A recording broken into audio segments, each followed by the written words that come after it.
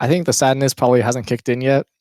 A lot of it is just like, you know, I'm happy with how we played before this series and in scrims this week. I was really happy with how we were improving and, just looking back on the split in general, I think how far we've come, I'm like pretty proud of what we've done despite like not having the most impressive performance on stage. I think going forward for next split, I'm super confident, super motivated, and I think even though I definitely feel sad and will feel more sad later today, I think there's a lot of bright things to look at.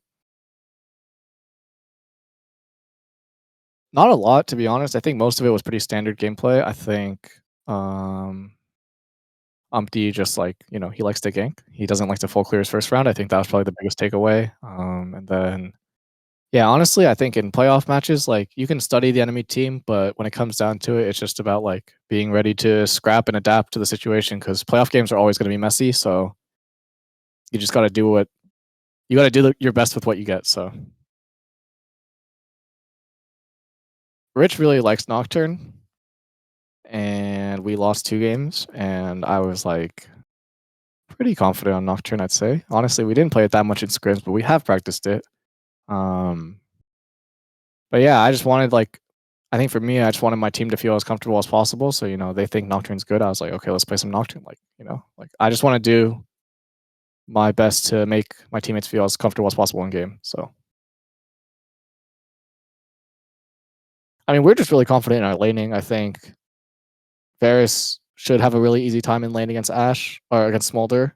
I think our level 1 was not as good as it should have been. We got a deep ward, but it didn't actually see Volibear, so he pulled off a level 3 gank bot and it kind of ruined their lane.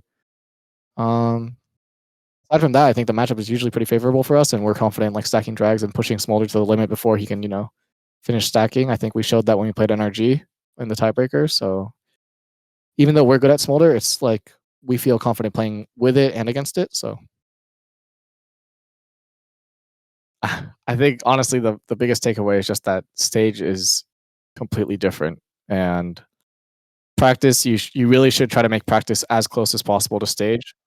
And I don't know how much you know about like the behind the scenes of scrims, but scrims are always like fiestas. Like there's just like so many kills and everyone is dying to everything.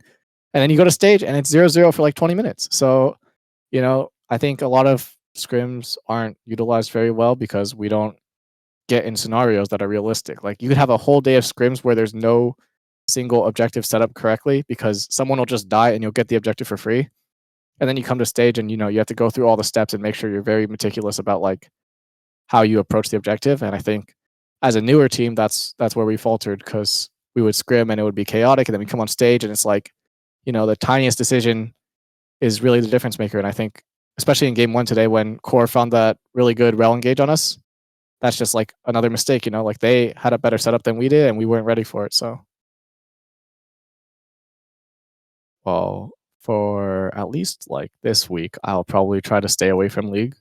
Try to get my mind off of it, and then definitely there's going to be a long break. And I think I can't really speak for what the team wants to do in general, but I can speak for what I want to do on my own, which is like I definitely want to go boot camp in Korea and focus on myself. I think especially these last 2 weeks, I learned a lot about some things that I can improve on, and I think I was making the correct steps towards improving on them, but ultimately didn't get to show that in playoffs.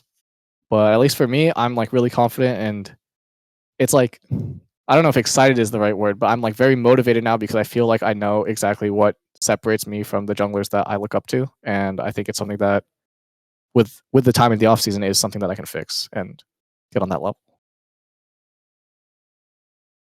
LPL junglers?